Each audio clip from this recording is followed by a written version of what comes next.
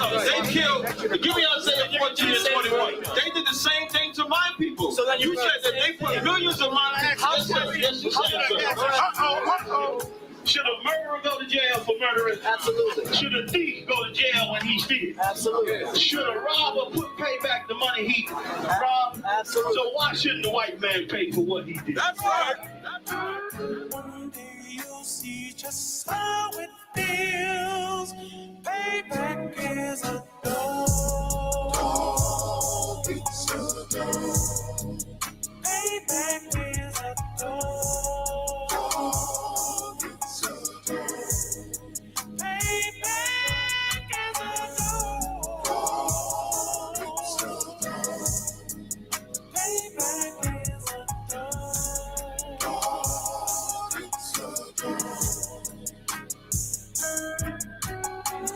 I'm in a hell of a hole, was never expected to grow. Just obstacles set in the road, that a result of me selling my soul. The story I'm telling is cold, but yet it's what everyone knows. The white man's the devil is known. America was never a home, only a place of captivity, safe facility, hating disfigure me. They claim that I'm lazy be killing me, maybe this slavery draining my energy. 400 years and counting, the trail of my tears is countless. Mere fact that I'm here is astounding, but I can't wait till this shit is surrounded. Ready to tangle my king and the angel, be ready to rap. Cracking the sky, nuclear missiles will make it official. I'm capturing every cracker surviving. Put them all in chains where they need to be, slavery for me. And let the whole world see that with them in the cages, safer in the streets. Put the dog on a leash, get resolved for the beast. 144, get the ruler show, we could all be at peace. As soon as the trumpets are sound, your kingdom we busting it down. The only way justice is found, the time for your judgment is now. You'll see just how it feels. Payback is a dog. It's a dog. Payback is a dog. It's a dog. Payback is a dog. It's a dog. Payback is a dog. It's a dog. Look, ain't no remorse in my blood slump. It won't be no compromise. Now it's time to feed the worms. Watch his body turn to flies. I clutch iron while you trust the lies. The next Glock I buy gon' be Gen 5. I get it customized. And sending shots off like farewell. Praying payback come back around like a carousel. Still remember your Honda's words ringing in my head like bells. Said you in his body, you fit the Lord, fuck the cartel. Triangle choke, apply pressure to the game like I did Vondale. Payback's a bitch in a dress, she a bombshell. Revenge is dish served cold, I just hope they making oxtail. Glock fresh out the box, I swear it got that new car smell. Made myself a target in the world of mad shooters. Devils design fire for our babies to pass through it. And the damn our king's reign, I'll be overzealous. They bought my jealous, I bought brand new pair of bellows. You'll see just how it feels. Payback is a dog. It's a dog. Payback is a dog. It's a dog.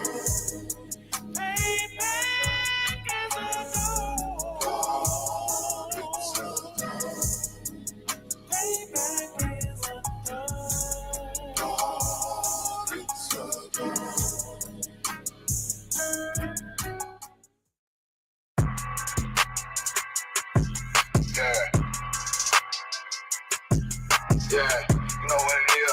140 for the rebel, busy man shit, nigga. They turn their head over, nigga. Okay, when Eve did to Adam, I just pray my love don't lie to me. Swing the iron like stamps and I can't let no holder lie to me.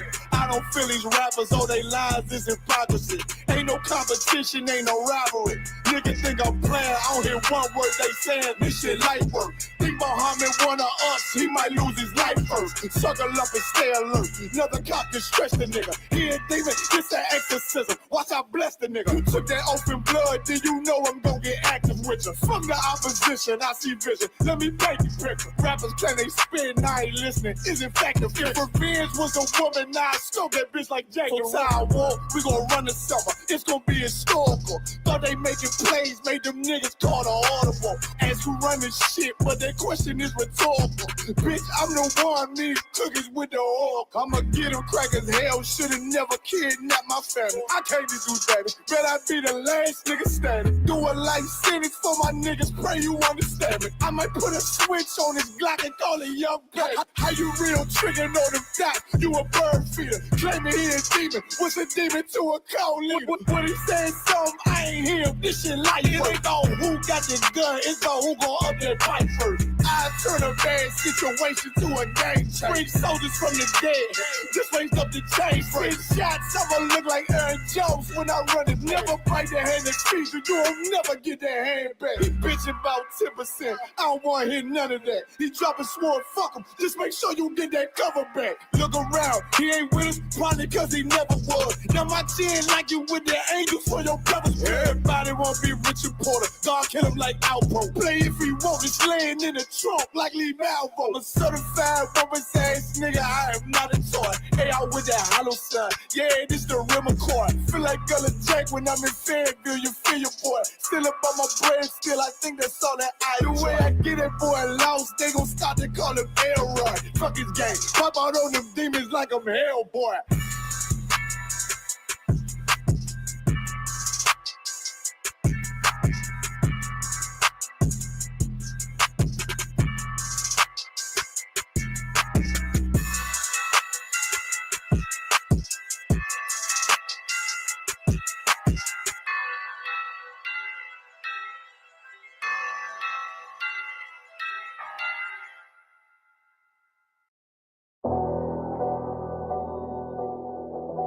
I got you.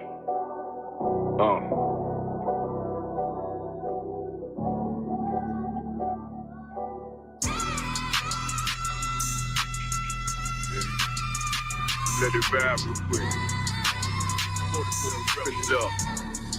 Look. The city eyes, it's time to vote God. My God, a real nigga, cause he wasn't no flaw. Posted on the corner like a watchdog. Family secure, got that shot in the closet by the mob ball. Fuck what they heard, but tell them it's all true. Be cautious, that foundation falls till you fall through. They gon' fall. Look, I keep this shit 50 times soon. Ain't no more heart in this game, I'm John Q. Colder than the avalanche, way above average. Beers taste sweet, told him make me an apple crisp. Left us in the valley full of bones, this where hope found. Java, come on, man, dark sands get broke down. Riding through Evans to a mall quad, telling me how them crackers turn this child into a ghost town. Focus up, nigga, I lay that game down. I feel his pain, cause nothing is the same now. Let my light shine like heaven through a rain cloud. Glock have a fit like my child, no tangent. Try to warn them niggas, we bear arms like tarantulas. Them mother niggas rap, I make anthems. I really see profits under this banner. Make my enemies bow down on camera. Told my design I wanted black and white like a panda. I'm better than that nigga that sunk dirty Diana. Look, I move like a Brazilian, precious cargo. Spirit ancient, but I got a new semi-auto. Wave that bitch around like where's Wardo. Sleep if they won't, I cut through they Z's like I'm Zorro. Pay me for his name, so I gotta keep that steel clutch. Trust me, I'm not what you think. I squeeze till it click like Dorothy when the heels touch. The world got me dumb, I don't feel much.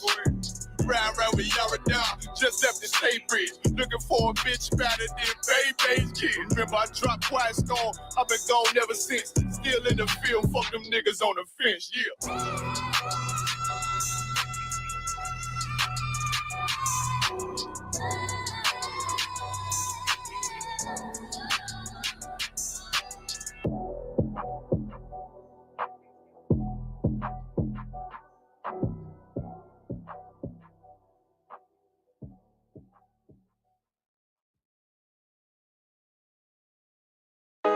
JT on the track.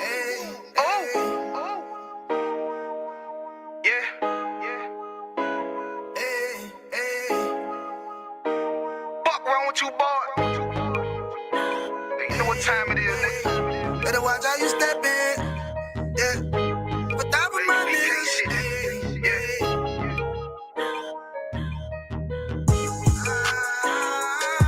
I'm in a yo. Got my nigga Rawan with me. But that was my niggas, it'll be an honor. You know what I'm saying? Under commanding General.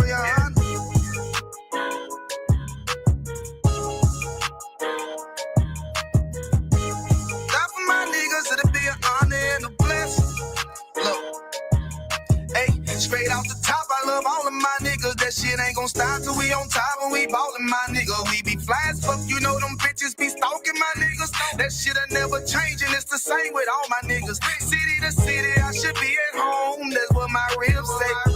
But bitch, I'm grown, I'm in these streets and closed caption. Niggas know we bout that action. If a nigga play with me, then my Hakim gon' let him have it. Hey, thank you the shit, this truth the shit. Nigga play, I let that Ruger hit. Get on them tracks, they be like, who is this? I'm rude with it, ain't got no manners. All them pussy niggas talking shit, yeah, I know they can't stand us, but we UPK Louisiana, bitch, that's what I'm reppin'. And my niggas solid number, real ones in my section. If you wanna get down, put your boots on, start stepping. Brotherhood is a weapon. Brotherhood is a weapon. Better watch how you steppin', cause brotherhood is a weapon. If I die for my niggas, it'll be an honor and a blessing. Better watch how you steppin', cause brotherhood is a weapon. Brotherhood is a weapon. Better watch how you steppin', cause brotherhood is a weapon. If I die for my niggas, it'll be an honor and a blessing. Better watch how you steppin', cause brotherhood. I lay my life down right now for all my sisters and brothers, because I love them. I see them dapping and hug them. It's amazing to see how well we adapt from the struggle. Born again from a life of sin, trapped in the gutter. My mind frame was to kill my own kind. Feeling inferior, waking up ready to die. Run with them killers, so it's just a matter of time. For I take your life or let you take mine. That's when I realized the slaves killing slaves while the white man live to get old. We in them graves, and shit got me feeling played. I opened the Bible, went through them records, found out we was royalty, a nation to be respected. But in this world we rejected, we hated for our complexion. Still fighting to get accepted. We hear the truth and reject it, but love is getting corrected. And all my niggas correct me. The commandments, the foundation we erected. Brotherhood is a weapon. Brotherhood is a weapon. Better watch how you steppin', cause brotherhood is a weapon. If I die for my niggas, it'll be an honor and a blessing. Better watch how you steppin', cause brotherhood is a weapon. Brotherhood is a weapon. Better watch how you steppin', cause brotherhood is a weapon. If I die for my niggas, it'll be an honor and a blessing. Better watch how you steppin', cause brotherhood is a weapon. Hey, hey. Hey, hey.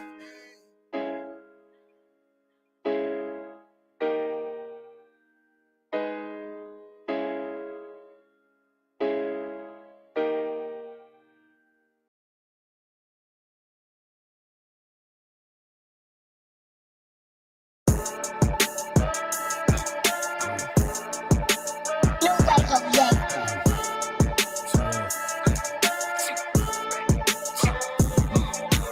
Fuck that fucking job, we gon' be rich tomorrow. Fuck that fucking job, it ain't no more applying. Fuck that fucking job, boy, I'm sick and I'm tired.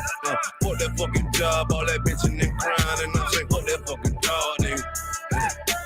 Fuck that fucking job, bitch. Fuck that fucking job, we gon' be rich tomorrow. Fuck that fucking job, it ain't no more applying. Fuck that fucking job, bitch, I done had enough. Fuck that fucking job, I'm watching everybody work. Fuck that fucking job, that little pay by the hour.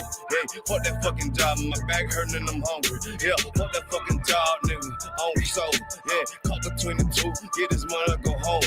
Yeah, all these people so, all these bitches, they messy. First day I came in, I bossed up on the bosses. And they promised nigga this, promised nigga that. Want my ass to work and bring that paper back. Sharp, where you been? I been taking the shit. Knowing damn well that I don't fucking sleep. Fuck that fucking job, we gon' be rich tomorrow. Fuck that fucking job, it ain't no more applying. Fuck that fucking job, boy, I'm sick and I'm tired. Fuck that fucking job, all that bitchin' and crying. And I'm saying, fuck that fucking job, nigga.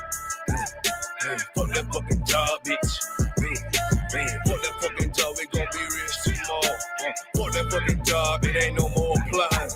Fuck that fucking job, me and bro, we just posted. Look him in the eye, shake my head disappointed. We gotta visualize, summarize, execute. All these people drop like fly, why the fuck we still here? Man, fuck that fucking job, when I pull up, I hate it. Yeah, fuck that fucking job, that's on all of their faces. Fuck that fucking job, man, I'm already lit.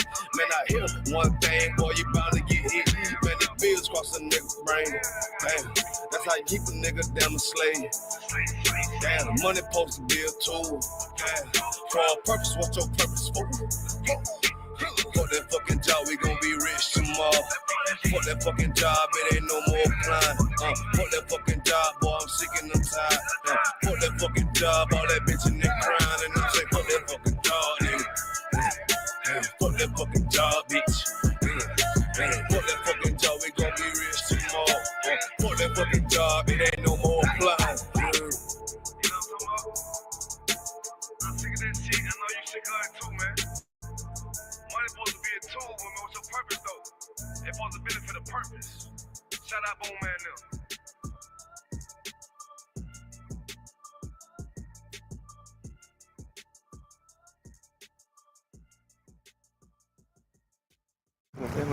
Yeah, nah.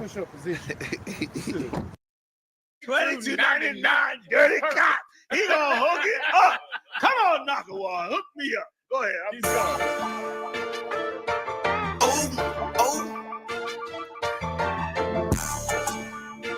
Fuck around with you, boy. John Diamond made the billion no Crooked officer, can you get these fucking handcuffs off for us? They got a lot of innocent niggas doing time. Beware, crooked cop badge number 2299. Crooked officer, can you get these fucking handcuffs off for us? They got a lot of innocent niggas doing time. Beware, crooked cop badge number 2299. It's wicked as hell. Arresting a man for nothing, got him sitting in jail. Look down on us, call us niggas when they niggas themselves. Supposed to show them no way, instead they showed them a cell. Fuck nigga, how the fuck is you a man in the Lord? You pull up with white boys and you put niggas in the back of the car. But you wouldn't last a day in their yard with all them killers, them lions and them tigers and them bears and them gorillas. Tried to convince a nigga to snitch on his own brother. Beware the purple Israelite group, they undercover, so pussy ass nigga. Ratting that bitch, tell him take off that badge and I'll bat him in his shit. Crooked officer, can you get these fucking handcuffs off for us? They got a lot of innocent niggas doing time. Beware, crooked cop badge number 2299. Crooked officer, can you get these fucking handcuffs off for us? They got a lot of innocent niggas doing time. Beware, crooked cop badge number 2299. False doctrine, a nigga that shot that tranny. The dick pic, the fake pictures on social media, you posing as bitches. The murder on John Morgan, how her body came up missing. That scheming nigga cannot stealing that brother bitch. The marching for the rich, but don't do nothing for the poor. The shit them niggas tried on the Kansas City boat. Them purple niggas tried that same bullshit before. Cap told them bitch about my holding treatment like a hoe. Michelle told them they lightweight, they packed up all they shit. Fuck wrong with you, boy, we meant a war around this bitch. Undercover ass, purple badge, and Easter ass bitch. We know cowards on the men prepared to die around this bitch, you heard? Crooked officer, can you get these fucking handcuffs off for us? They got a lot of innocent niggas doing time. Beware, crooked cop badge number 2299. Crooked officer, can you get these fucking handcuffs off for us? They got a lot of innocent niggas doing time. Beware, crooked cop badge number 2299. You broke off and created something. God deserves that we stand with him and walk forward. ISUBK, we strong. We ain't weak. No cowards, bitch. That's right, sir. Okay? That's how we ride.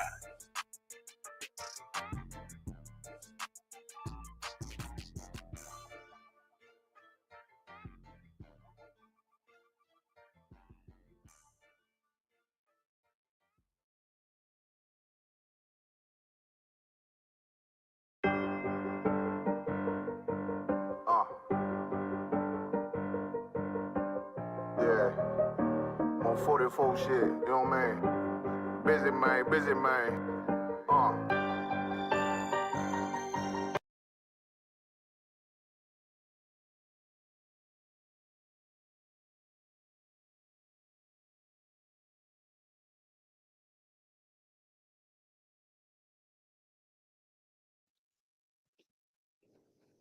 All right, Shalom Israel, this is ISUPK, Strata 1 West, 125th Street, Harlem, New York, under Commanding General Yohana.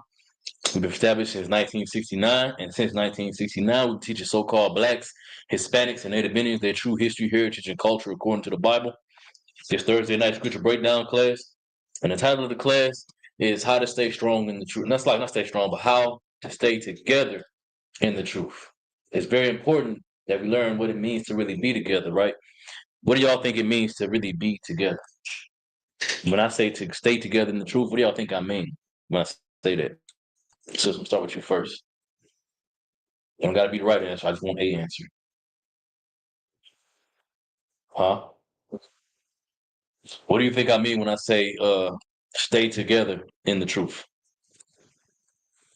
By locking in and not letting demons inside or people from outside come in between us. That's a good answer. Give her a hand. Brother, what do you think I mean when I say stay together in the truth? Never leave your brothers. You know what I'm saying? You stay together, you start together, you're gonna finish together. That's a great answer. Give him a hand. Both y'all are right, right? It's not talking about relationships in the sense of we married. If we are married, you know what I'm saying, then yeah, we obviously supposed to stay together in the truth. But there's a larger picture even to that. Being married in the truth and staying together through all the hardship and everything is how the Most High originally ordained it. There was never supposed to be divorce. Moses gave us a bill of divorce. He suffered us a bill of divorce because of our hard hearts towards one another. But we're not supposed to have a hard heart towards one another. If I lay with you, you're supposed to be my rib, and I owe responsibility to you no matter what. Whether we going up, everything going great, everything hitting the fan, no matter what, I owe responsibility to you. That's not supposed to ever be different. You know what I'm saying? And the same thing with your brothers, though, with your sisters. If you a sister, you have sisters. We owe responsibility to one another. When we decided we was going to be together in the truth, that's what we decided we was going to do, through thick and thin, through all the suffering, the hardship, where things wasn't working out, where we can be at odds with one another. That don't mean good. That don't mean we don't still love one another, right? Before I get to reading these scriptures, do I have any questions in the comments? Endure to the end, Trooper Amawar. That's a great answer. Enduring to the end, right? That's a great answer. But like I say, man, it's a whole bunch of different reasons for why we're supposed to stay together. We're gonna get into a few of them with these scriptures. But like I said, before I even get into it, does anybody have any questions? I'll give y'all a second to write them into the chat if you do. But since you got your Bible on you, we're gonna go ahead and read about how a brother and sister could be at odds. Not brother and sister, but how brothers could be at odds or sisters could be at odds, but still both of them be in the truth. Even if we disagree, we got to be apart from one another. That don't mean that I love you no less. That don't mean that I hate you. That don't mean that I want to see something bad happen to you or anything like that. You know what I'm saying? Let's go to the book of Acts chapter 15, and we're going to start at verse 35. We're going to wait for the brother to get here to read. Again, if anybody got any questions, go ahead and ask them in the chat. Or if you need a verse broken down, or if you have a comment, you know what I'm saying, feel free to comment.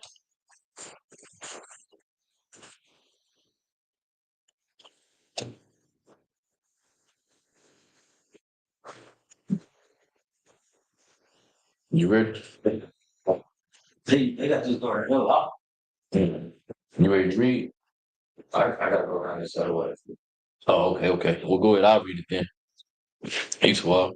All right, so let me know when you're there, sis. We'll read Acts chapter 15 and verse 35. All right, it's the book of Acts chapter 15 and verse 35. Paul also and Barnabas continued in Antioch, teaching and preaching the word of the Lord with many others also, right? So the school at this moment in time during our history consisted of Paul and Barnabas working together, right? Teaching in the same location. They was in Antioch, waking up the brothers and sisters. That's the same thing for brothers and sisters that's in the truth now. You know what I'm saying? We got brothers that's in here in Nashville and other cities, you know what I'm saying? And we got sisters that's in here in Nashville, that's in other cities, right? Verse 36, it says, and some days after, Paul said unto Barnabas, let us go again and visit our brethren in every city where we have preached the word of the Lord and see how they do. So now this is basically Paul saying to Barnabas, like, yo, we done all this work in all these different cities, and now they done made full circle, went all the way back home. Let's go back out and see how they doing after we done talked to them, right? The whole purpose of them doing this work is to raise up our people. That's our job in the truth as well. Is to teach our brothers and sisters the truth and how to be brothers, how to follow the law, statutes, commandments, you know what I'm saying, and everything and that all of that encompasses, you know what I'm saying? So they said, let's go out and let's go see how they're doing. Salakia, verse 37. And Barnabas determined to take with them John, whose surname was Mark. Right? So Barnabas wanted to take Mark with him. Salakia wanted to take John with him. His last name was Mark. But Barnabas wanted to take him with him, right? Verse 38. But Paul thought not good to take him with them, who departed from them from Pamphylia and went not with them to the work. Right? So he decided that he didn't want to bring Mark with him. He thought it wasn't a good idea, so he separated. They disagreed. And in that disagreement, that doesn't mean that they weren't still brothers. That don't mean that they didn't still work in the same truth and still teach the exact same thing. There was no hatred amongst them. They still showed brotherhood towards one another. They just had to be apart. You know what I'm saying? Because they disagreed. One brother thought that we should take this young brother with us. Another brother thought, no, we don't need to take him with us. Where we going? We done all the work. We just going to go and survey, see how the people are doing. If problems arise, we want to deal with them problems. We're not bringing him. So they disagreed. Barnabas wanted to bring Mark, but Paul didn't. But nowhere does it say that they had aggression towards either one of each other. You know what I'm saying? Anger. They didn't mistreat one another.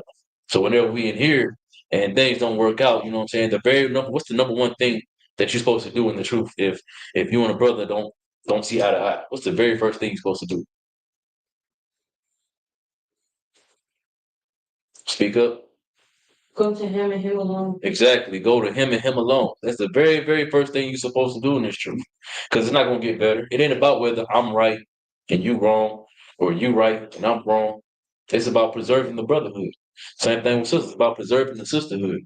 The whole goal is to go to him and him alone to fix the problem, so we can remain brothers in the end. And if us remaining brothers in the end mean that we got to teach in separate places, that's what it meant for Paul and Barnabas. Now here we try to keep it from getting to that level, but even if it gets to that level, then it just gets to that level. That don't mean, as long as the brotherhood has remained intact, as long as at the end of the day, if things hit the fan, I know I can rely on my brother to be there, and my brother know that he can rely on me to be there, and same thing vice versa with the sisters, then that's really all that matters. That's the whole point of going to him and him alone, right? Let's keep reading. Verse 39. And the contention was so sharp between them that they departed asunder, one from another. It's like one from the other. And so Barnabas took Mark and sailed unto Cyprus. Verse 40. And Paul chose Silas and departed, being recommended by the brethren unto the grace of God. So they went two separate ways at this point.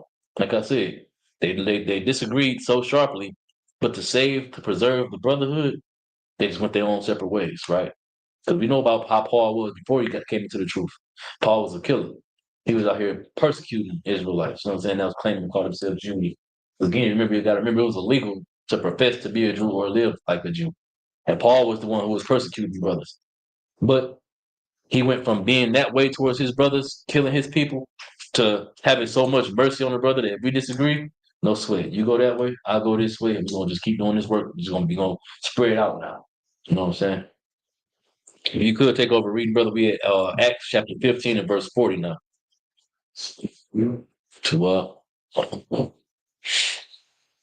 Chapter 15 and verse 40. Okay, I got it. Go ahead. The book of Acts, chapter 15, verse 40. Mm-hmm. And Paul chose Silas and departed, being recommended by the brethren unto the grace of God. Verse 41. And he went through Syria and Cilicia, confirming the churches. Right, so confirming the churches meant Paul went back to everywhere that they had went, and he was seeing what they had going on, checking on them. You know what I'm saying? We read earlier, talking about how Paul was talking about how he was told Barnabas, let's go see how these churches is doing, how these schools are doing now that we done left, since we done left. That's like the generals making rounds throughout the whole UPK. You know what I'm saying? They come, they teach a class here, then, you know what I'm saying, show what brotherhood really looked like, and then they leave and go to a different city, and a different city. And then eventually, they don't win everywhere, so they got to circle back double back and see how we doing, right? If you don't know, this is where we at. We get into the contention between Paul and Barnabas, right? Let's go to the next chapter, next first verse, and chapter 16. Okay. Acts chapter 16, verse what? Mm-hmm.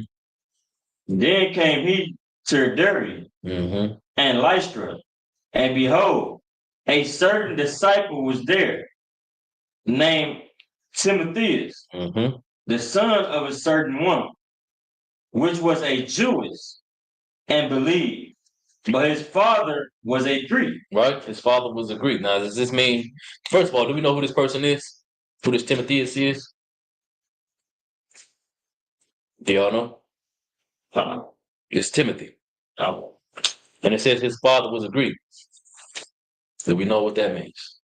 It says his mother is a Jewess, but his father is a Greek. Come on. What does it mean? Means like a Hellenist Jew. Exactly. He was a Hellenized Jew. It's like saying that my mama is in the truth, but my daddy is a Christian. Exact same thing. My daddy celebrate American holidays, 4th of July, and he think he a patriot instead of being an Israelite. Same thing. You know what I'm saying? Hebrew. Verse 2, which was well reported of by the brethren that were at Lystra and Iconium. Mm-hmm. Verse 3, him would Paul have to go forth with, him would Paul have to go forth with him. So Paul took him with him as well, right? Keep going. Talk about Timothy. And took and circumcised him because of the Jews which were in those quarters. Mm-hmm. For they knew all that his father was a Greek. So Paul had so much brotherhood that he showed that brother how to follow the law, statutes, commands, how to be a real Israelite, regardless of what your father's got going on, regardless of what your father's trying to teach you. It's the exact same thing that it was with Abraham. His father worshipped many gods, and the Most High plucked him out of that situation. Said, "No, you're only gonna serve me." So even though not our fact said, what was his name? It started with a T. I forget Abraham's father's name, but he served many gods. You know what I'm saying? He worshipped many gods. You know what I'm saying? And so because he was in so deep in idol worship, the Lord chose Abraham to be the new father of the truth, basically. You know what I'm saying? His name's Terah. Terah, his name was Terah. Terah served many gods. He was into idol worship because of the location he was living in. It was the exact same thing as Timothy right here. He was living amongst the heathen, and so he was surrounded by the heathen beliefs. So even though he was from the chosen seed line of Shem, everybody else who was from the chosen seed line of Shem was into idol worship and was following after other heathens, and they was heathens themselves. And it wasn't until Terah's son Abraham decided that he was going to be different that the Lord plucked him out of that and made him serve only one God, and that was the Most High, the one true God, right? But the same thing that was going on with him is the exact same thing that was going on with Timothy. He had to make those same choices when he left with Paul. And Paul gave him the olive branch. You know what I'm saying? He showed him that there was a right way to be an Israelite because your mother is a Jewess, meaning that she was trying to follow the truth, but she was still under the foot of her husband, right? She still had to follow after her husband. So Paul taught Timothy the right way to do it. That was an extreme level of brotherhood, especially considering, like I was talking about earlier, Paul is the brother who was persecuting them for doing that because it was illegal to be a Jew. You know what I'm saying? That's the whole reason why his father was that way to begin with. And so Paul showed extreme brotherhood to Timothy and allowed him to really know what it meant to be an Israelite. Keep reading. Verse 4, and as they went through the cities, they delivered them the decrees for to keep that were ordained of the apostles and elders which were at Jerusalem. Right. So basically, they together went out and was teaching how to follow the law, statutes, commandments. All these laws, these are the ones you're supposed to follow. Focus on following these. Later on, way later, Paul wrote about how giving them the whole law was a little too much for them. So he gave them a starter set, basically. Follow these first, master these, and then work on fighting more demons by following more laws, because they were so deep in Greek. I don't know if you know, but the Greek Empire was gay. It was homoerotic as hell. You know what I'm saying? And so our people were surrounded by that and all. It's like America, straight up sin. Everything was about sex. You know what I'm saying? And so, you know, Paul eventually, he made a decree, you know what I'm saying? Like, just follow these laws, statutes, commandments. That's basically the same thing that's happening here. Follow these first to build your spirit and then go further. Go look for more. You know what I'm saying? And work on being better. You know what I'm saying? Keep reading. Oh, God. Verse 5. And so were the churches established in the faith Mm-hmm. and increased in number daily. You see what happens when you stay together? Paul went by himself. He took Silas with him. That was just them two. And then he found Timothy. So it was them three. Them three went out and did the work. Now, traditionally, we go out by twos, right? A reader and a speaker. But he found another brother. It's like having a brother with you to hold Shamar. So you got a reader, a speaker, and a brother with you to hold Shamar. It's the same basic principle. And just them three brothers together built up whole cities. Read that verse again. Come. And so were the churches established in the faith The churches, more than one church. Keep going. and increased in number daily. And people was coming into the school daily. And every school that they established, people was coming to them daily. That's what happens when we persevere together. What do y'all think really brought them people into the school, though?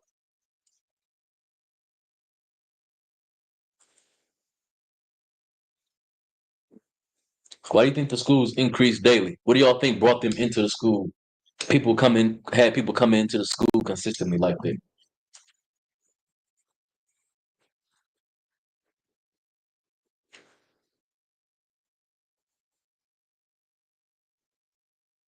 Right. I'm gonna give it to y'all. So the thing that brought them all into the school was them seeing the level of brotherhood that Paul showed Timothy, considering who Paul was before then. Because you gotta remember, Paul was famous for being a bounty hunter damn near. You know what I'm saying? They knew when they saw Paul, we gotta put all of our culture away because Paul liable to have his killed. To turn around, fast forward, now he's in there telling us to follow these laws and commandments, to embrace our culture. And he done took a brother who was like us and brought him in there with him as a show of good faith. It was powerful enough to make everybody come in. When you see a person who come out the church, come into the truth, that's one thing. You know what I'm saying? It's glorious. It's no less glorious. But that's one thing. But what happened when you see a brother who was a murderer, who was a gangbanger, who was a drug dealer, who was a killer, coming to the truth and changing people's lives, and for real changing people's lives, suffering scrutiny and being called a hypocrite and all of those things for us? That's a whole different level of brotherhood, man. That's him making sacrifice. This ain't just me losing clout in the church. This is me losing clout in the world, period. I'm not the nigga. It's like I'm not him no more in the streets. I'm not the nigga that's coming and y'all better hide when I come if y'all ain't doing what I say you're supposed to be doing. I'm not that no more. And I got them throwing dirt on my name, talking about I'm weak now. I done changed and I ain't the same as I used to be back in the day. You know what I'm saying? And to give all that up for your brothers, that's real brotherhood, man. Keep reading. All right. Verse 6. Now, when they had gone throughout Phrygia, it's like Phrygia, Mm-hmm. Phrygia, and the region of Galatia, Mm-hmm. and were forbidden of the Holy Spirit to preach the word in Asia. Right? So the Spirit would not let them go all the way to Asia. Because at that moment, we were scattered, but it wasn't enough of us out there. It was too much. That means that most likely what the situation was, the Lord just wasn't, it was too much going on out there. It wasn't no going out there. You know what I'm saying? Keep going. Verse 7. After they were come to Mysia, Mm-hmm. and like they essayed to go into Bithynia, but the Spirit suffered them not. The Spirit stopped them from going to a whole lot of places, right? Jump down to verse 9. Come. And a vision appeared to Paul in the night. Mm-hmm. There stood a man of Macedonia and prayed him, saying, come over into Macedonia and help us. Read the next verse. Verse 10. And after he had seen the vision, immediately we endeavored to go into Macedonia, Mm-hmm. assuredly gathering that the Lord had called us for to preach the gospel unto them. Right. So now these are brothers who's all the way in Macedonia. Macedonia was another heathen city, right? So Macedonia is where Alexander the Greek's father came from, right? I don't know if he was born in that city, but he took it. He took the empire from Philip, the Persian. Was he a Persian? Yeah. Yeah, he was a Persian. He took the empire from him.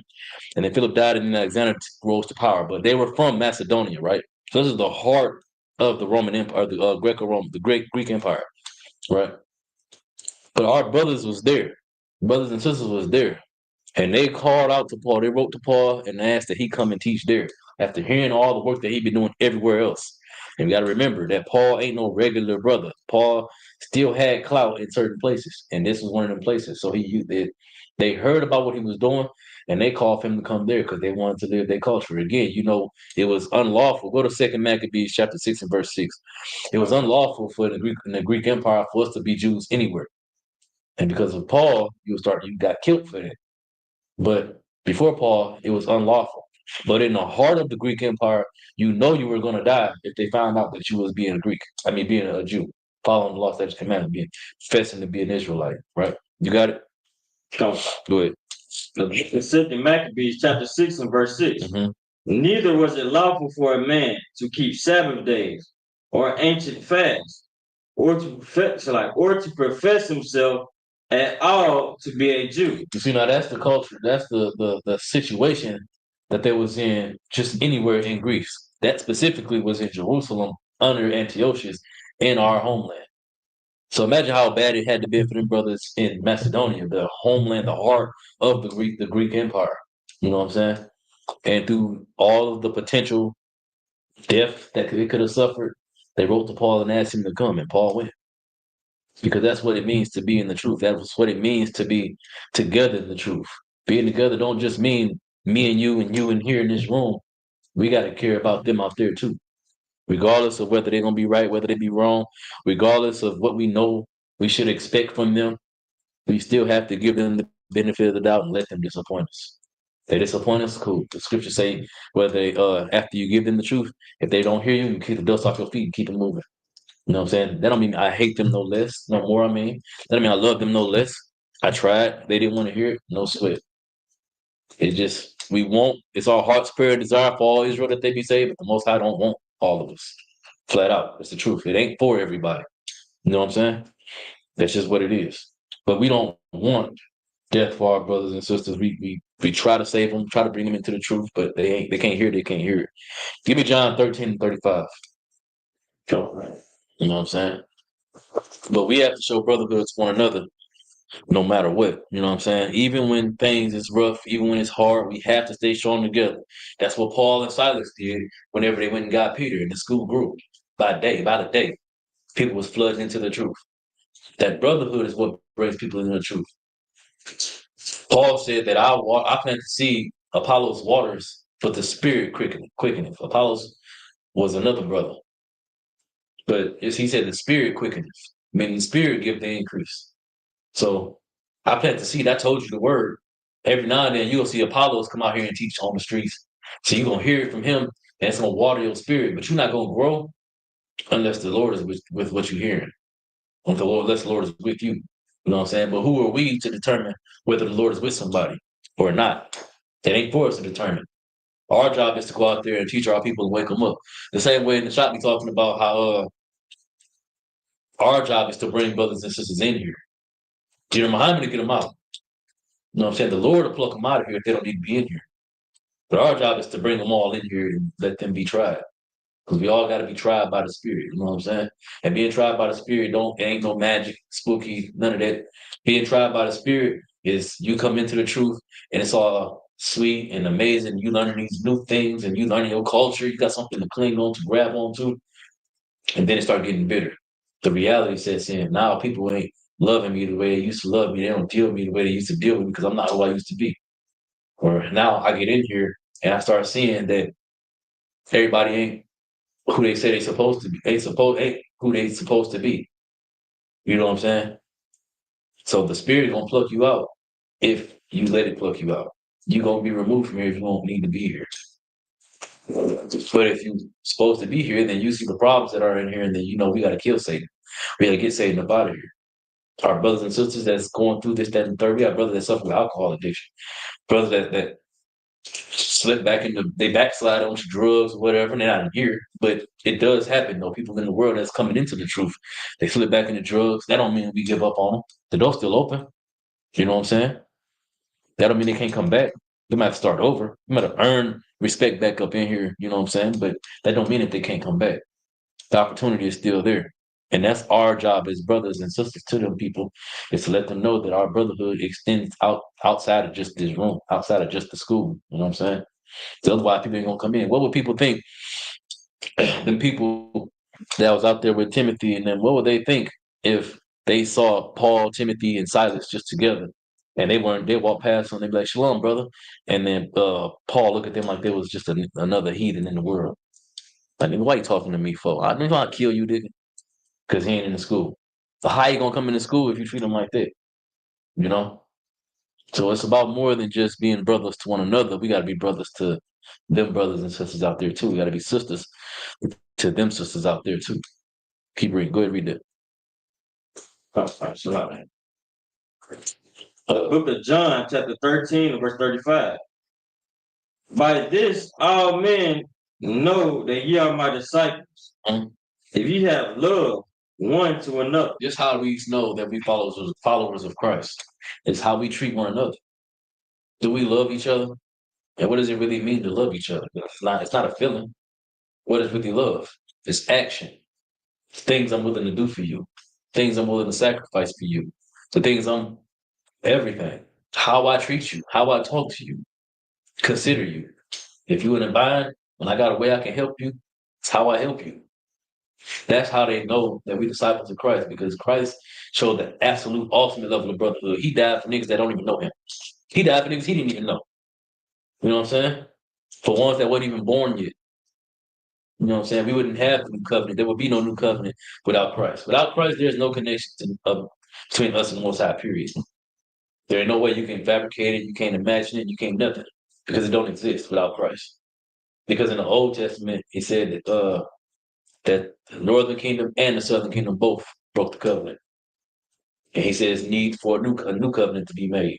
But before we can have the new covenant, there had to be a sacrifice made. That's all. I'm cutting fake Israelites. I'm cutting them OT onlys right now. You know what I'm saying? They try to say it was King Hezekiah. But King Hezekiah wasn't stricken by the rods of men. He didn't suffer for the wrongs of all of Israel. Because all of Israel ain't just Judah, Benjamin, and Levi, and parts of Levi. Right? You know, read it one more time. Come on. John 13 and 35. By this shall all men know that ye are my disciples. If ye have love one to another. We're supposed to have love one to another. And loving one to another is going out of our way for our brothers and sisters. Being willing to suffer and sacrifice for each other. You know what I'm saying? I might be tired, but I need to stay awake. Matter of fact, drop that. Give me where is it? Give me Matthew chapter 26 and verse 38. Right? Because I might be tired. I might not really want to go through it right now. You know what I'm saying? I might be fighting this fight and continuing on and enduring in this truth. And I need to close my eyes for a minute, man. I need to step back. Right? Did Christ have the option to step back? Was that a choice that he had that he could make after enduring for his whole life? Some scholars say 30-some years. Did he have a choice to just stop? No. You got that? Go ahead. Matthew chapter 26 and verse 38. Mm-hmm. Then saith he unto them, my soul is exceeding sorrowful. He said, my soul is exceedingly sorrowful. You got the door about the show. He said that my soul is exceedingly sorrowful. Right? This is Christ we talking about. So like in Matthew 26 and verse 38. So like, bear with me, y'all. We got students coming in. Make sure they can get this truth too. But he said, my soul is exceedingly sorrowful. Right? Shalom Christ. Shalom Christ, man. What's going on? You got your Bible, mister? No. Shalom Christ. You all right? Yeah. His Bible with him. You got your phone? My phone dead. Okay, no swivel. Just take this one. Here, take this one. We in the book of Matthew, chapter 26, and what verse? 15? 38. 38. 26 and verse 38. It's in the New Testament. It's the first book of the New Testament. 26 and verse 38, right? The topic is staying together in the truth, right? That's the whole topic. Since I got new students here, I'm gonna ask y'all real quick before we continue. Sis, what do you think I mean when I say stay together in the truth? The brothers and sisters in the school. Is that it? Stand together, loving and through sisterhood and brotherhood. So what about everybody who's outside? Who's outside the truth? Do we just like turn our nose up at them? 'Cause they You know, ain't we in here? try to get them in here too. Okay, that's a great answer. Give her a hand. Yeah, what's your name? Cormon. Say it again. Cormon. Quaymon? Cormon. Cormon? CORD. Oh, Cormon. Okay. What do you think I mean when I say stay together in the truth? It ain't no right or wrong answer. I just want to hear what you think.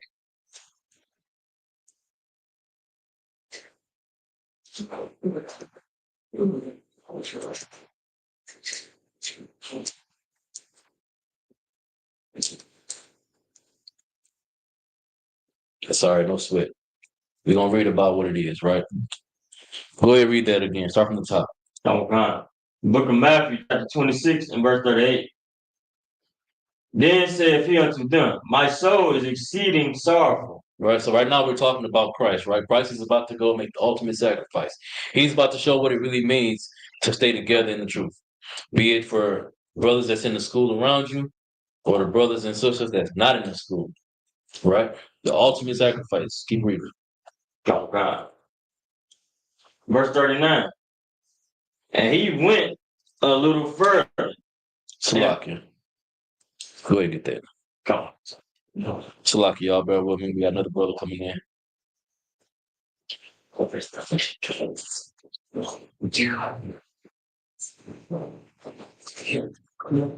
read verse 39. Or, matter of fact, young man, you got it. You want to read verse 39? Oh, sweet.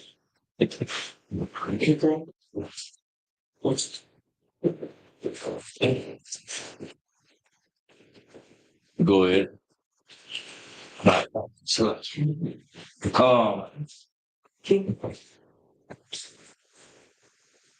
Verse 39. Still on Christ. Check your thoughts. What's going on, brother? Go ahead. I believe the sister was trying to answer the question in the chat. She said, follow the laws. Sister Warwick. Most High in Christ. That's an excellent answer. Following the laws, ultimately, yes, is the answer. Because about you on the door. Come on. Do what? Give the sister a hand. Excellent answer, Bill. Zabak, what do you think I mean? Not you. What do you think I mean when I say follow? But I saw stay together in the truth. What do you think I mean when I say that? You say, Salaki, when you say stay together in the truth, stay together in the truth is keeping the law, statutes, and commandments of the Most High. That's it.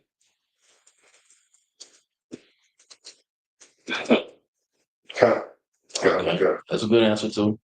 But why is that a good answer? You're also, I want to answer from you. Why is that a good answer? Why is that a good answer? Because by you keeping the law, statutes, and commandments of the Most High, you'll be like that one body. Yeah, you'll be that one body because it'll be one accord. That's a good answer. Good man. There's a whole bunch of different reasons, and they're all great reasons. You know what I'm saying? Let's get back to it. We're in Matthew chapter 26 and verse 39. Again, we're talking about Christ getting ready to go make the ultimate sacrifice for the people that he don't even know, and for niggas that don't even know him. Go ahead. Matthew 26 and 39. And he went a little further and fell on his face and prayed, saying, Oh, my Father, if it be possible, let this cup pass from me. Nevertheless, not as I will, but as thou wilt. Right, so Christ is asking, he's praying to the Lord that if it's possible that I don't have to die, let me not die. But not because I don't want to do it. Don't do it. Don't make me do it because you don't want me to do it. If it's your will, that's just what it is. It's what's going to have to happen. Christ was selfless, so selfless in the fact that instead of praying that the Most High just saved him from this job he was sent to do, he asked the Most High if there was a way that he didn't have to do it. If there wasn't no way, if he just had to do it, then it just was what it was. You had a question about? Wow. Oh, okay, it's a lot. Yeah, he said it just was what it was. You know what I'm saying? It didn't matter because it's for his people. He knew it was going to happen when he was born into the earth. He was sent spiritually to do this work. Keep going. God. Verse 40. And he cometh unto the disciples and findeth them asleep. He said that there was what? Asleep. Like I was saying earlier, sometimes being in the truth, you're going to get tired. And sometimes that tired ain't physically like these brothers is. It's a spiritual tiredness. You're doing the same thing over and over, and you continually trucking on, you continually skipping out on birthdays, holidays, your family not dealing with you, you losing friends, your life it feels like it's in shambles, but what's really happening is everything that you don't need in your life is falling away from you. Everything that's not meant for you to have, that's not adding to you, is going away. Why is it going away? Because you ain't adding nothing to them no more. You're not feeding their demons. Now you look at their demons differently. They demons see that on you. They see the glory that's growing and glowing in you. So now they looking at you funny. And you might get tired of it, right? And like these brothers did, they fell asleep. Keep reading. Come. And said unto Peter, what? Could ye not watch with me 1 hour? Christ said, you couldn't stay awake with me for 1 hour. He was praying to the Most High, trying to get an answer from the Lord. And really, Christ needed brotherhood. And they couldn't stay awake with him for 1 hour. That's the exact same thing as being in the truth together and suffering together. And now things getting hard. Now prophecies is moving too slow. You done been in this truth for X amount of years, and you know Christ still ain't come back. So now you start losing faith. Now you're like, man, I'm tired of doing this. You can't suffer for an hour. That hour might not be a literal hour. That hour might be longer. It might be shorter. That might be the rest of your life. You can't suffer for the rest of your life. You didn't had a whole lifetime of fun in the world before you came into the truth. We all, except for the young brothers and sisters, we all old in the truth. You know what I'm saying? The vast majority of our life, we spent it out in the world. You know what I'm saying? And now here we are new in the truth, only a couple years in, and you're starting to get tired. You're starting to get worn out from it. You can't do that. That's not why you took the oath. That's not why you had the oil poured on your head. It's to endure till how long? Good. To the end. That's the whole point of you getting the oil poured on your head. You said that you want to endure to the end. So that 1 hour that you got to stay awake, that 1 hour you got to continue enduring, it's not about you no more. It's about enduring for the sake of the brothers and sisters that's looking up to you doing this work. They see you coming in here, they see you changing, and that makes them change. That's why I asked the question, is it just about the brothers and sisters that's in here? Or is it about gaining the increase of the brothers and sisters out there? Because we could turn our nose up at everybody who else ain't in here because they smoking weed. They out here buying hoes. They out here having sex with prostitutes. They out here doing drugs and committing acts of violence towards one another, kicking doors, stealing from people, all types of heinous things. We could turn our nose up at them because we ain't doing that. We different in here. But is that right? All right, how are we going to expect them to come in? How are we going to turn our nose up to them for doing the things they doing because they out there and expect them to be in here with us? You can't. You got to show brotherhood, extend that brotherhood and sisterhood to outside of here, to them brothers out there. They may not hear you. The scripture says whether they hear or forbear, you still got to tell them the truth. And after you tell them the truth, if they don't take it, you knock the dust off your feet and keep it pushing. You move on to the next brother, move on to the next sister. You know what I'm saying? You try all the spirits, but all the spirits ain't gonna hear you.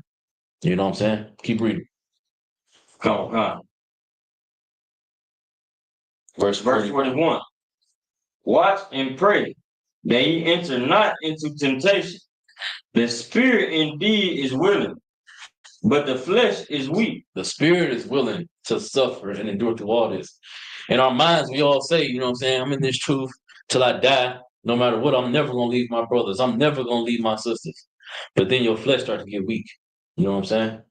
And that's the problem with the flesh. Is the problem with carnality is like at some point, your flesh is going to start talking to you spiritually and telling you that, you know, it's time to give up. It's time to do something else.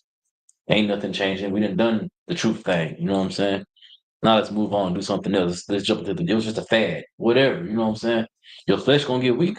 You might get stressed out with life and decide I'm finna go smoke some weed to calm my nerves. It starts off that way. Next thing you know, you back drugged out on heroin and X pills and everything. You know what I'm saying? But it starts off as I'm stressed out. My flesh got weak in the truth. You know what I'm saying?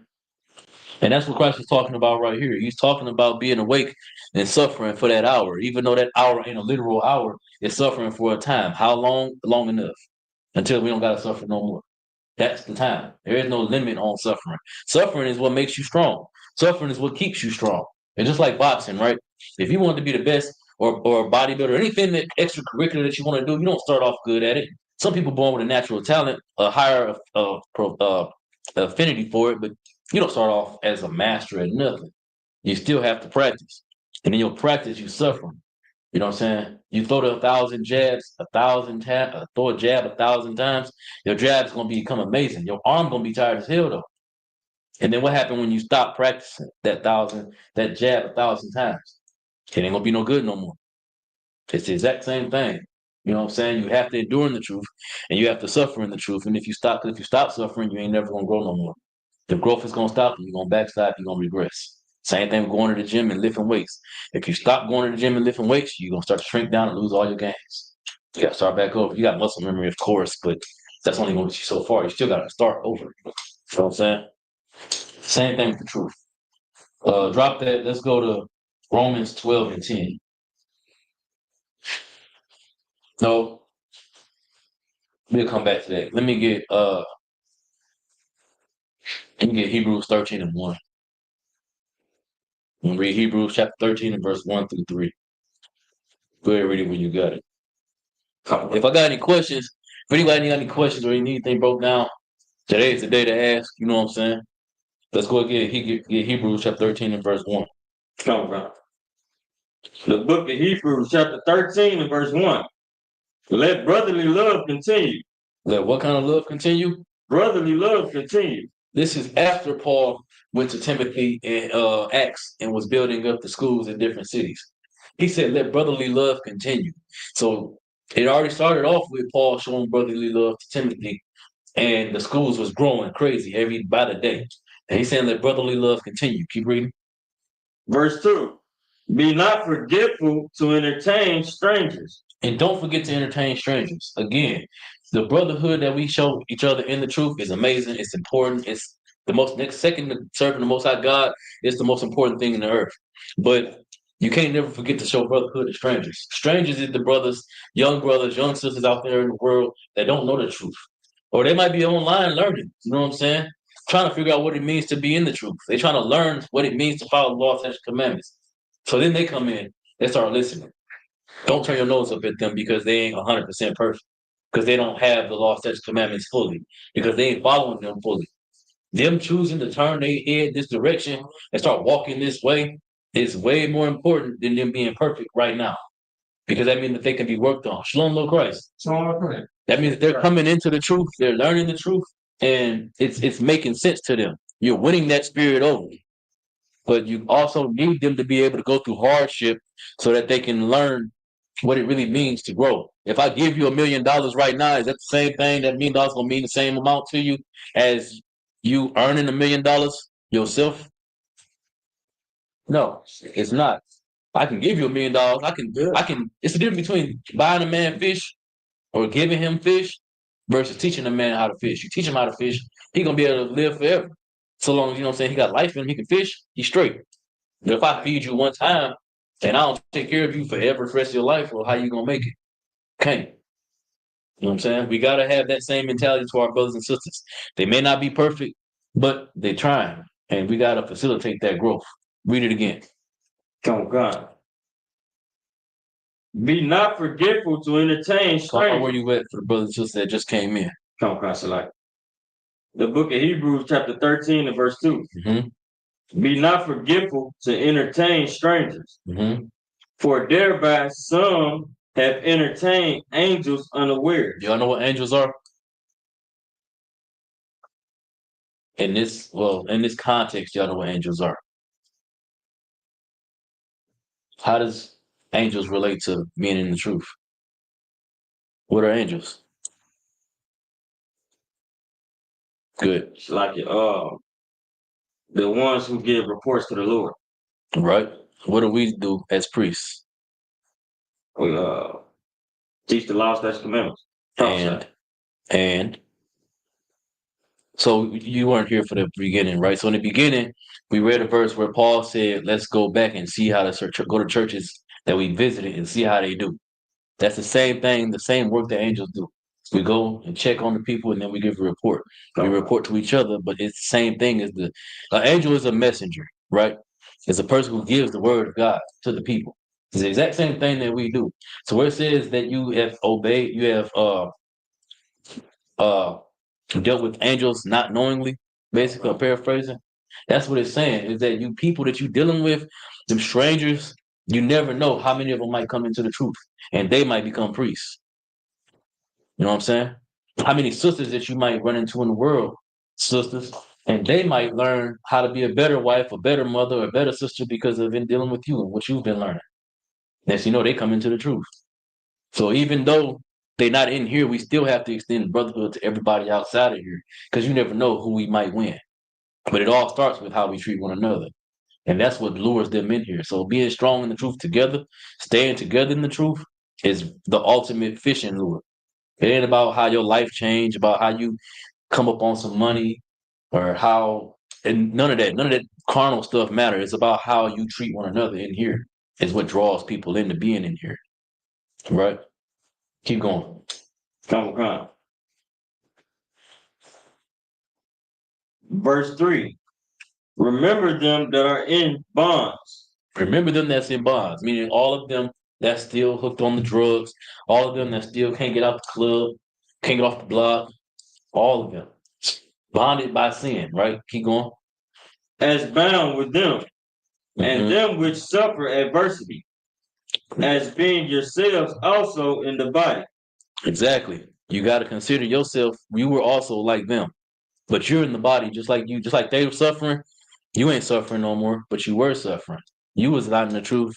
Now you in the truth. The same way you started off in the world, those brothers and sisters is out there doing the same thing. They might not hear it the way you heard it. They may not get it until they hear a nigga like you say. A sister might not get it until they hear a sister like you say. You know what I'm saying? But it takes, everybody got their own steps that they got to take, but we can't turn our back on them. This whole class, honestly, it's a brotherhood class. Because brotherhood is second to serving the Most High, loving the Most High. Brotherhood is the most important thing about being in the truth. It ain't. That's the glory. The glory is serving the Most High, pleasing Him, but also is showing brotherhood and sisterhood to one another. Being a family. It's really what the glory is. That's why we do it.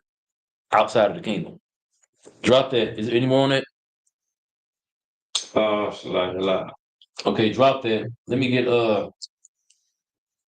get John, 1 John 4:18.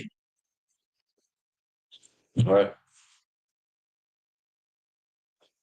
And again, if y'all have any questions or any comments, raise your hand, let me know. We'll deal with it. Y'all in the chat, if y'all have anything, let me know. And we'll get to it.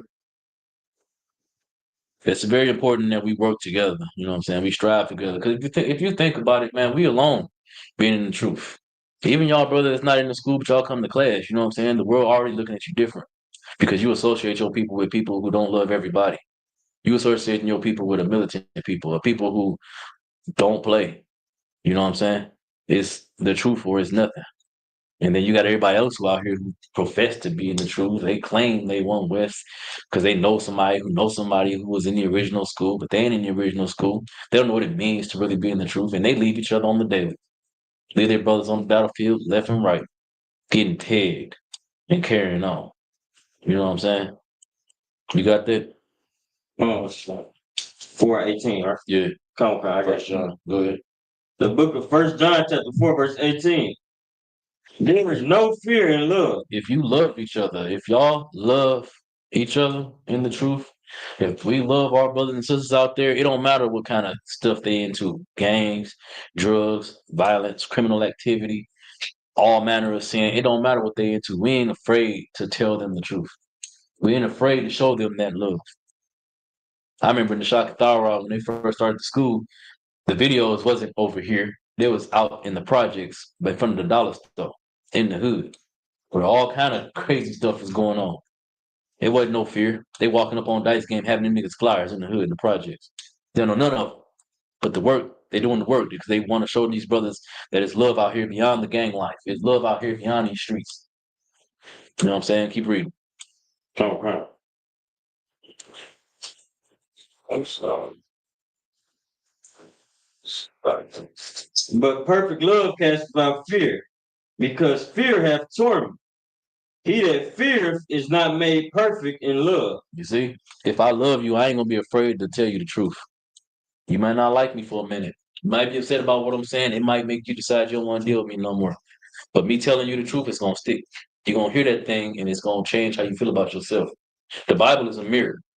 You know what I'm saying? When you start learning what it say, I didn't write this. I didn't make this up.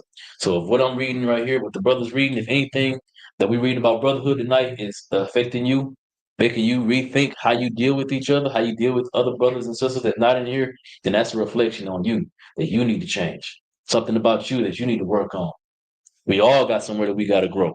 But that's what it's about. And if I fear you, if I have fear, I ain't going to tell you these things. I ain't going to just flat out give you the black and white truth and let you figure out what you're going to do with it. I'm going to keep petting your demons and worry about losing you as a friend, worry about losing, you're not coming to my house no more. You're not coming to hang out. I can't call you up when I'm in the bind, I'm in the jam no more because I done told you something that you ain't going to like, that you don't like. That's fear. But if I really love you, if I got a perfect love for you, I'm going to tell you the truth regardless. That fear go out the window. Fear don't exist in perfect love. It don't. Read it again. Okay. There is not like from the top. Yeah. There is no fear in love, Mm-hmm. but perfect love casts out fear, because fear hath torment. He that feareth is not made perfect in love. Fear hath torment. The torment that you have in fear is the constant thought of I might lose them. They might stop dealing with me. Or I might get hurt out here doing this work. You can't be afraid to do that. We don't want no cowards in our camp. That's not just a chant, something that we say. We mean it. There ain't no room for fear in here. Because the work of the Lord it requires sacrifice on all of our parts. Your sacrifice is putting yourself in danger. Salaki, give me that. Go to verse 21. Read verse 21. Okay. 1 John chapter 4, verse 21. And this commandment have we from him, that he who loveth God love his brother also. See what I'm saying? Hold that, drop that, give me Romans 12 and 1. I think I was about to put that earlier, wasn't I? Come on. Yeah, see? I knew I was gonna get back to it. But no, see, it's the same thing though, you know what I'm saying? If you really love the Most High, there ain't no room for fear. I gotta tell you the truth. I gotta make you upset with me. I gotta cause you to hate me. If that's what it is, that's what it is. But you'll know that you hate me because I told you the truth, not because I didn't love you, because I lied to you. You hate me because I loved you enough to help you grow, to want to see your growth. I want to see you in here with me. In that same way that I am with y'all, it's the same way y'all have to be with each other. In the exact same way that we all are amongst each other, is that way we have to be with our brothers and sisters out there. Some of them might not hear us. Some of them hear us, get angry, walk away, never talk to us again. You got to love them enough to accept that. It's either you're going to be in here with me and you're going to change your life for the better, or you're going to be out there and you ain't going to deal with me and you're going to think about how I'm changing my life for the better. You're going to come up on all type of money, but you're miserable. You by yourself. You strung out on drugs. That's what happened to all the people who come up. They want to be rappers. They get the success, and they turn to drug addicts. Or the women. They want to be successful music artists, and then the industry make them get naked. You know what I'm saying? That's what happens when you choose yourself over the truth. That's what happens when I go to you and I try to tell you the truth and you turn your nose up at it and you cut me off. And that's what happens if I fear telling you the truth. I'm letting you go and destroy yourself. You got that? Like it, 12 and 1, right? Good. Good. The book of Romans, chapter 12 and verse 1. I beseech you, therefore, brethren, by the mercies of God, that ye present your bodies a living sacrifice, holy, acceptable unto God, which is your reasonable service. It's a reasonable service. The Most High sent Christ to die for us so that we can have a new covenant. All the sin that you committed before the new covenant, Christ's brotherhood was so immaculate that He suffered and died, so you don't have to pay that debt. So now you have the chance to grow. Now you have the chance to be better. But at the same time, you got to be, again, you got to do it without fear. You got to be willing to present yourself for a sacrifice. The acceptable sacrifice of your body is you willing to let go of everything that you got going on in the world. The things in the world don't matter. It's all stuff, material things. If you come into the truth, right?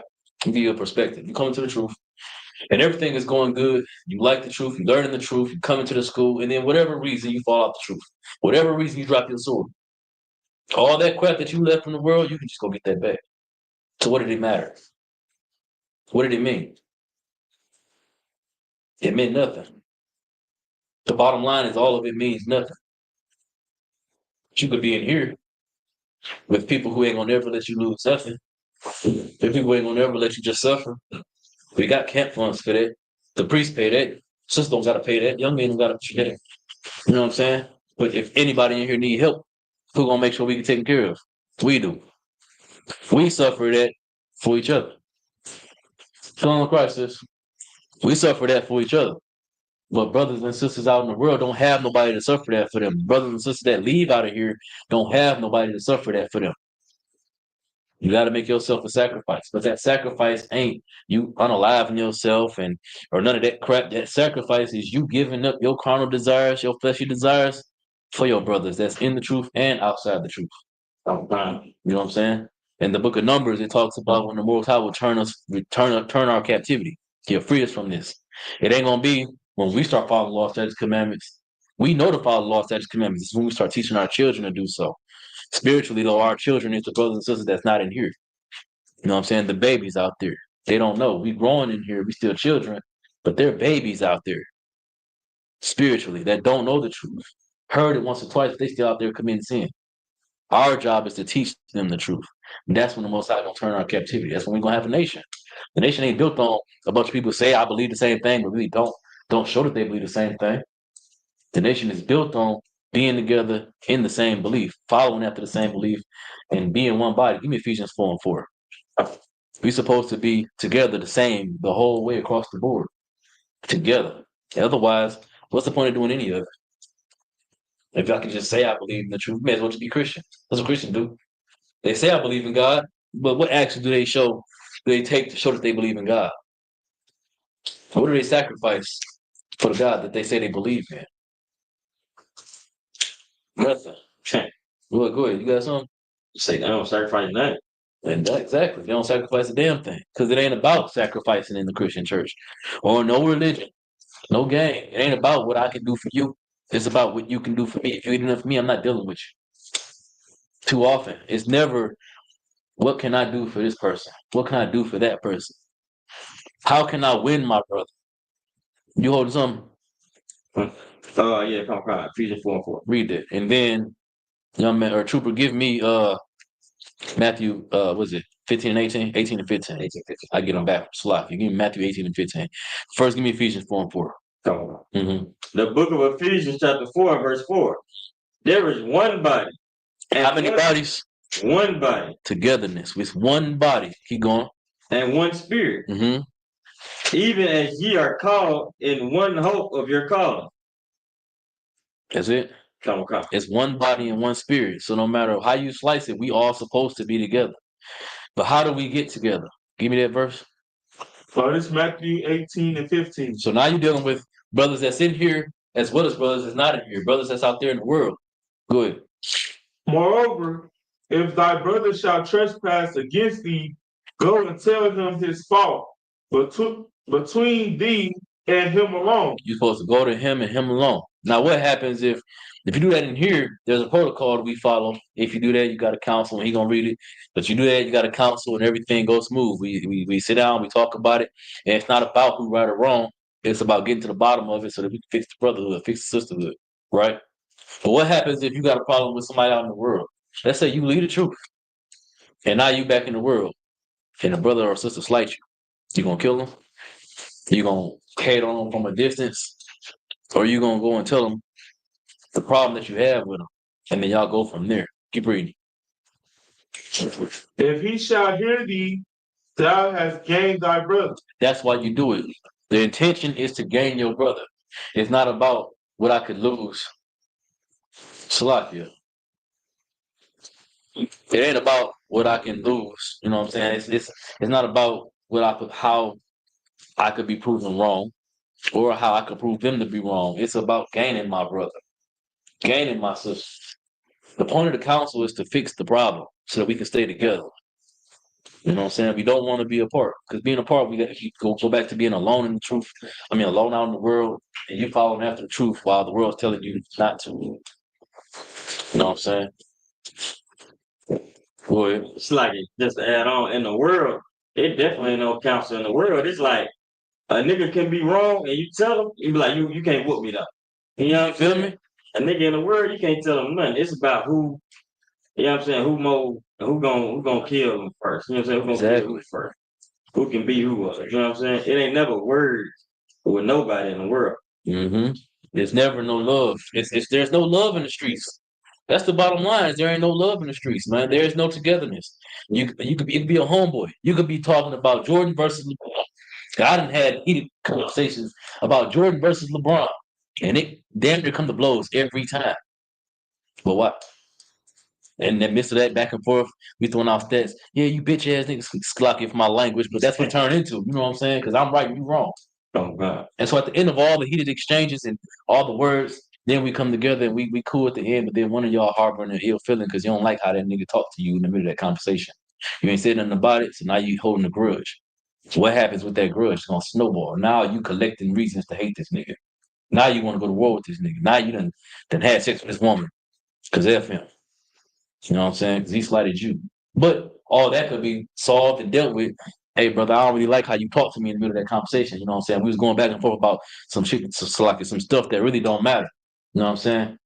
Oh, my bad, man. I ain't mean to offend you. Or however he might say it. If it's your boy, he gonna apologize to you just on the strength that you coming in and let him know, you know what I'm saying, you offended me. But you're not doing it to down him. You're doing it because you're trying to save y'all friendship from all of everything else that could transpire otherwise. You know what I'm saying?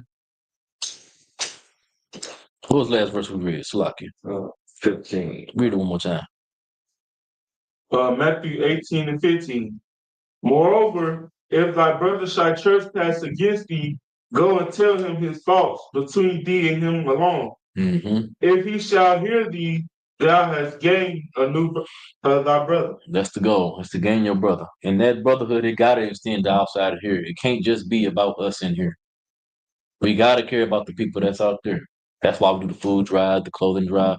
That's why we don't turn people away. It's not just for the sake of looking good in the eyes of the people. On the slick it is, though. You know what I'm saying? Because we want to look good in the eyes of our people who aren't in here. Because again, it all boils down to that's how the churches increase. That's how the school grows. Is by people seeing the work that we do to people who aren't in here. So if they come in here, they see how together we are in here and how we treat them out there, and they come in here. And they might stick around for a little bit. They might stick around for a long time, or they might disappear. But the point is that we lure them in here and let the Lord decide what He's gonna do with them. Some people don't need to be here. Some people, it's not up for us to decide. Our heart's prayer and desire is for all Israel that they might be saved. That's it. That's it. And so if that's really what we feel, if we all one body like Ephesians 4 and 4 say, then we believe that. That's our heart's prayer and desire is for all Israel to be saved. But it takes us showing brotherhood together in here. And then showing brotherhood to the people out there. You know what I'm saying? Slocky, says you got any questions? Oh, wow, sir, not this moment. Okay. Go ahead. Like I did have a question. Go ahead. Jeremiah. Good verse. Jeremiah chapter 7 and verse I think it's 18. Mm-hmm.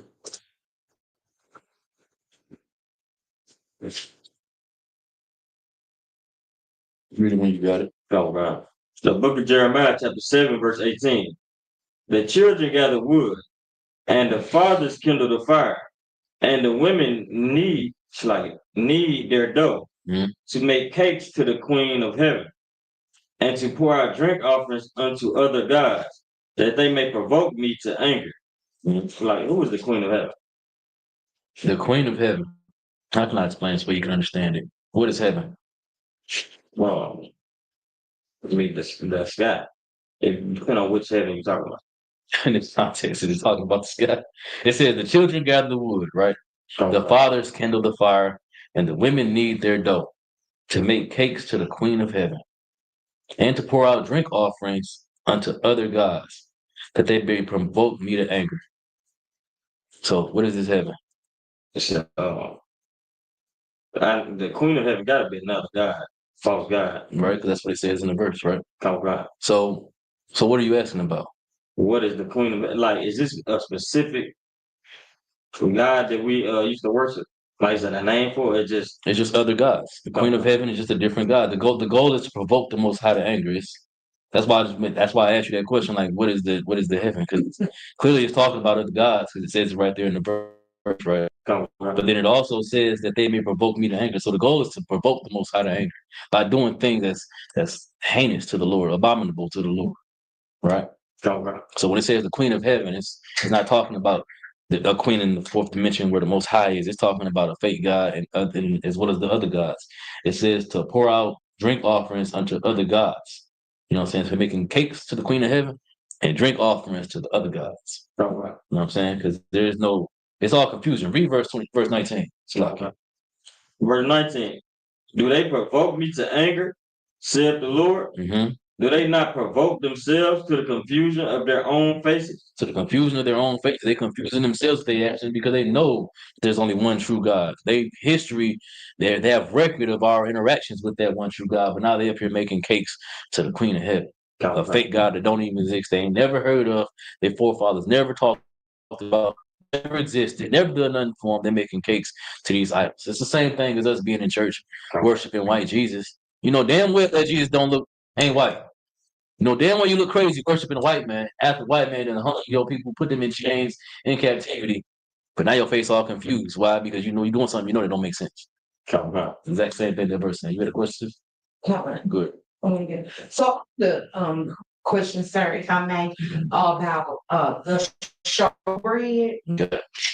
So I know that when I read in my precepts that I have on it is it doesn't really give a recipe, but I just wanted to break down because I know in Leviticus chapter 24, verse 5. Let's get there with her real quick.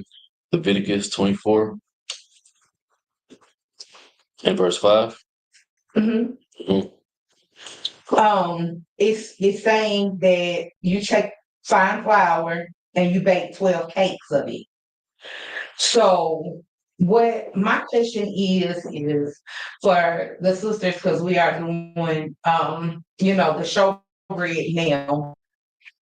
I know that there is no specific way it says to do the fine flour, but what I'm wondering is when we go to bake or to make the showbread for the priest's table, are there supposed to be 12 small loaves or is it 12 pieces? You see what I'm saying? I get what you're saying. Let's read it real quick, brother. Leviticus chapter 24 and verse 5. I got it. The book of Leviticus chapter 24 and verse 5.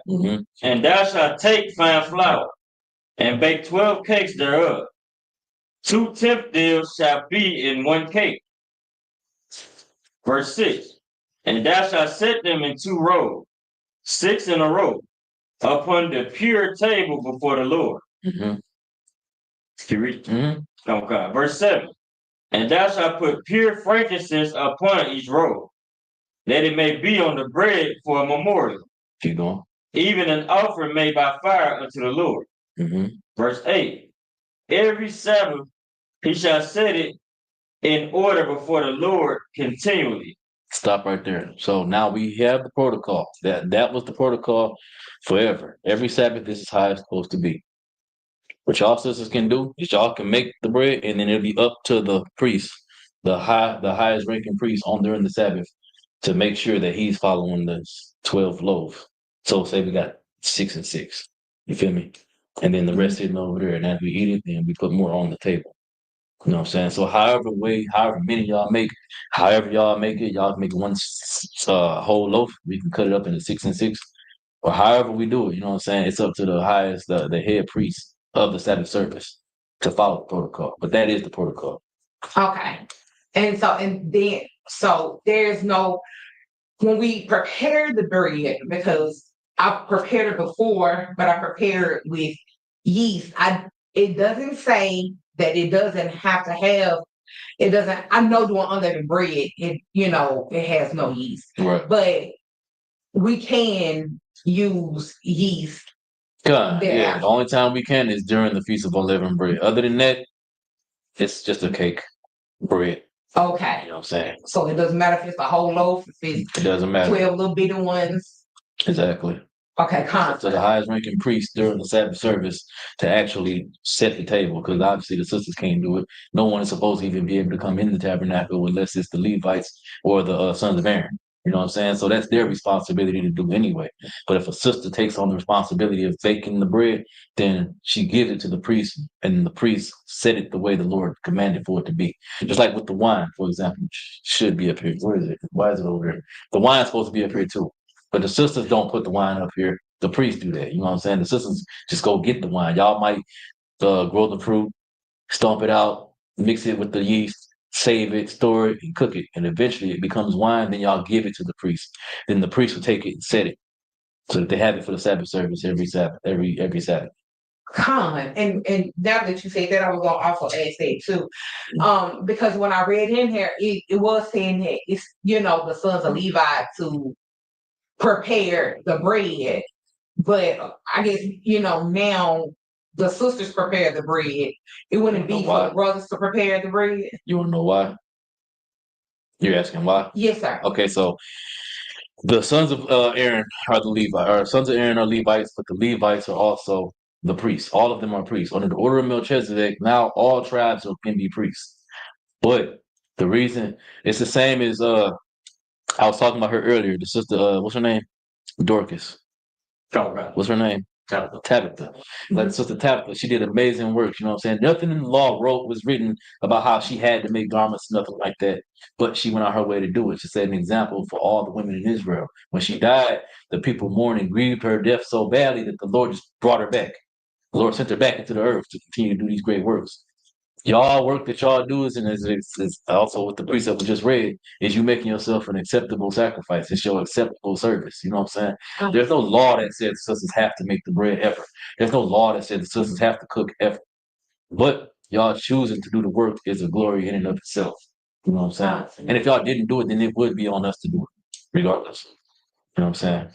But as y'all being helpmeets, you know what I'm saying?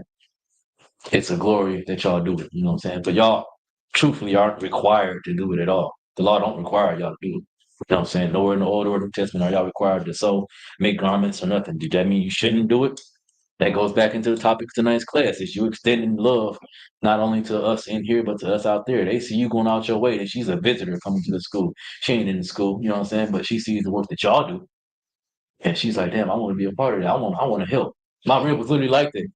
She saw the work that we was doing, giving out food and stuff like that. And she took pride in every single food drive. Enjoyed doing every single food drive.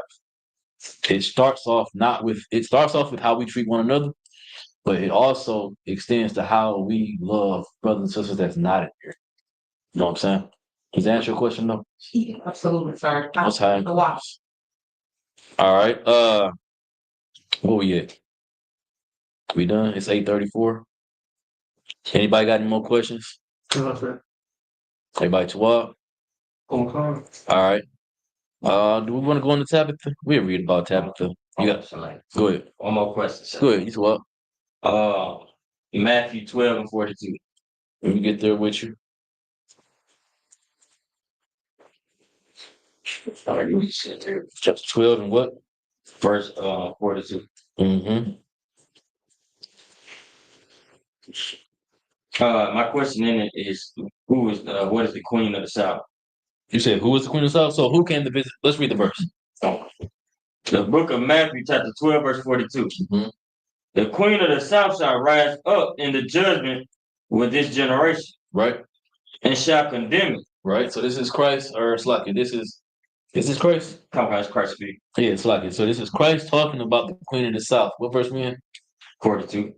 42? Matthew 12. Okay, God. So this is Christ talking about the Queen of the South and how she gonna rise up and condemn this generation, right? Keep going. For she came from the uttermost parts of the earth to hear the wisdom of Solomon. Right. So now we know that we're not talking about just some random woman in the earth. We're talking about a very specific person. Do you know who we're talking about? Come on, the African queen that came and asked Solomon all the questions about his wisdom and stuff. God. It said that she, read it again. She gonna do what? Come on. The queen of the south shall rise up in the judgment with this generation and shall condemn it. She do what? Shall condemn it. She gonna condemn who? This generation. The generation that comes up, that commits all type of manner of sin and live as the heathen. She's gonna rise up and condemn y'all. Why is she gonna do it? We know who she is now, right? The Queen of Sheba, right? So why is she gonna condemn us? Because I was treating the Israelites? No. Like what did she do? She came and questioned Solomon. She tested his knowledge, and then she respected Solomon. She did what? She respected Solomon. Now, what do we do before we found out the truth and come into the truth? What about the brothers and sisters that found out the truth and they turned their nose up at it?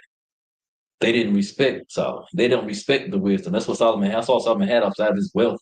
What the thing she respected about Solomon was his wisdom. So then they hear about us in the truth, and they hear about this wisdom that we got. They see the wisdom that we got, and then they turn their nose up at it. She gonna rise up and condemn you for not following law, statutes, commands, but turn your nose up at the truth. Now that she specifically in this verse talking about her, but spiritually it's talking about everybody else. If you in the truth, if you're supposed to be in the truth, you hear the truth, you turn your nose up at it. Everybody who sees the wisdom of us in the truth, turn their nose up at you. That could be the white man that knows that what you're doing is wrong, selling drugs and gang banging. That could be the African. That could be even the Christian brothers and sisters. They know they got some in their mind is saying that you've heard the truth and you turn your nose up at it and you out here and you commit all kind of sin.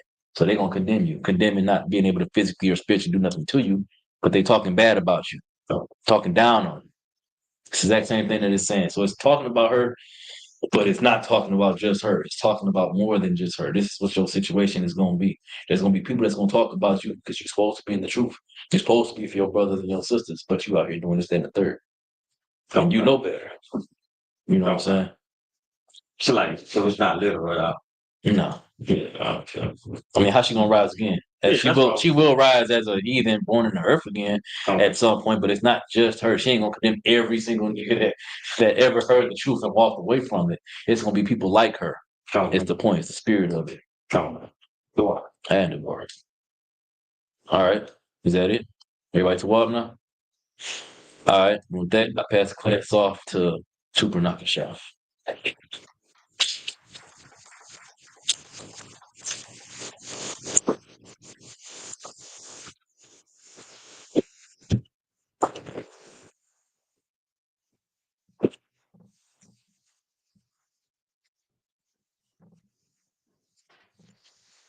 Who you two up?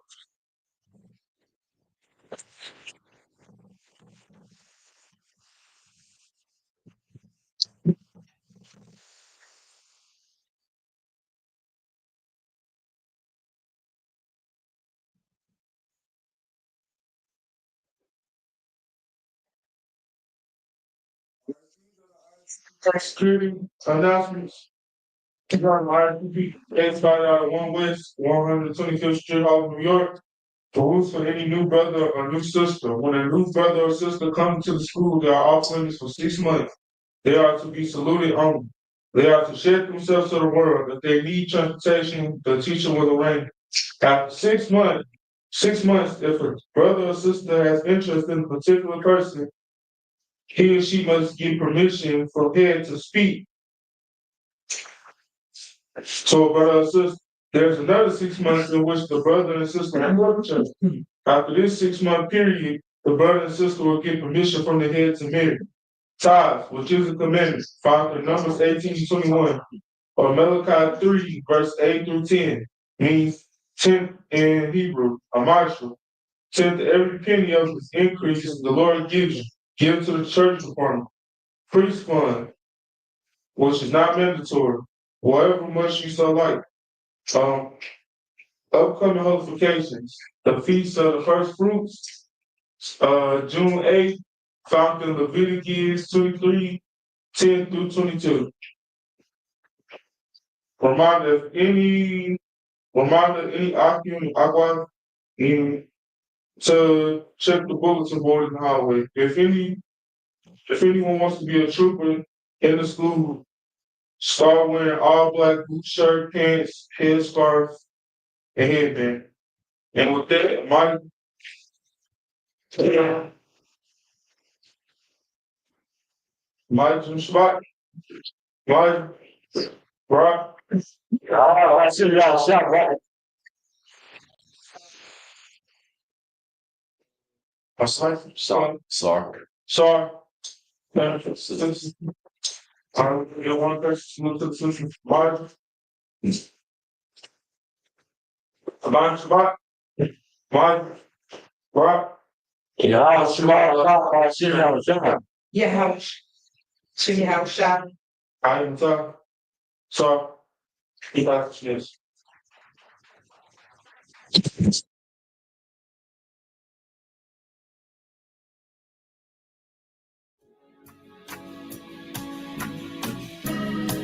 They killed, give me Isaiah 14 and 21. They did the same thing to my people. So you said that they put millions of my yes, you said.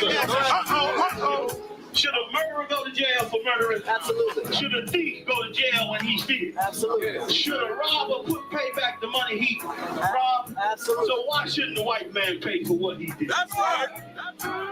One day you'll see just how it feels. Payback is a dog. It's a dog. Payback is a dog.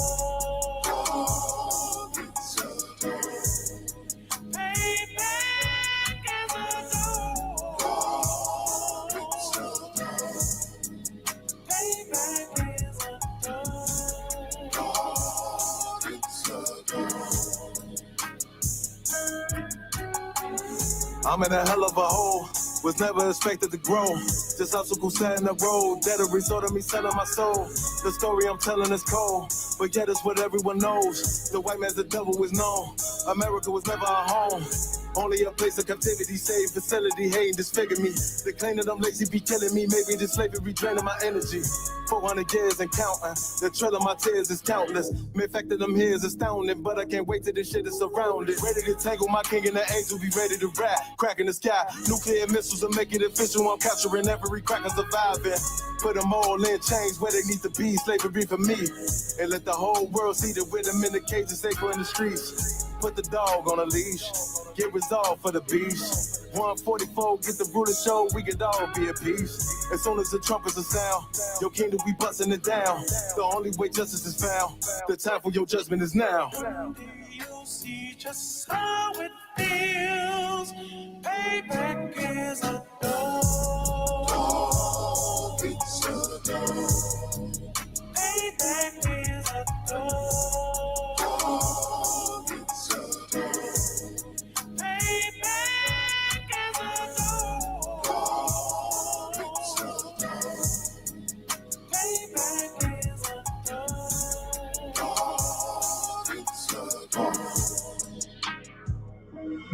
Look, ain't no remorse in my blood slim. It won't be no compromise. Now it's time to feed the worms. Watch his body turn to flies. I clutch iron while you trust the lies.